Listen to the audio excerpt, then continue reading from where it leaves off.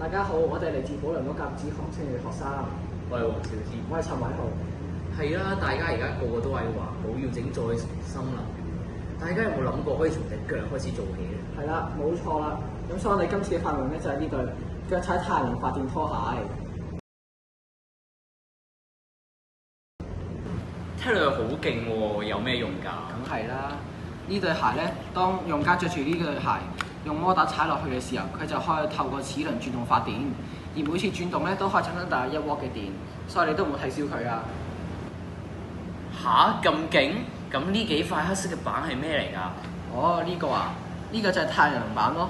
但係你都係冇睇小佢啊！佢每次俾太陽曬到嘅時候咧，都可以產生大約3W嘅電㗎，所以佢嘅電量都可以好足夠供電㗎。係啦，咁我考下你啊！咁你知唔知呢個摩打啦，同埋呢個太陽能板發咗電之後會去咗邊呢？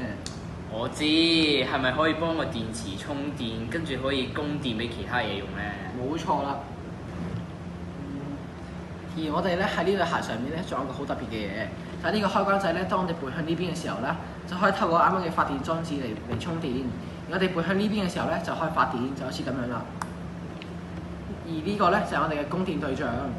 我哋咁樣設計咧嘅原因咧，就係可以令到粒電池喺充電喺使用嘅時候咧，唔會因為一邊充電一邊發電而會產生故障。哇，咁勁！咁呢對鞋之後俾人用嗰陣時，咁啲人可以一邊行一邊發電，咁咪可以慳翻好多地球俾人消耗嘅資源。冇錯啦，而你啱啱講嗰啲咧，亦都係我哋設計呢對鞋嘅初衷。我哋嘅報告到此完畢。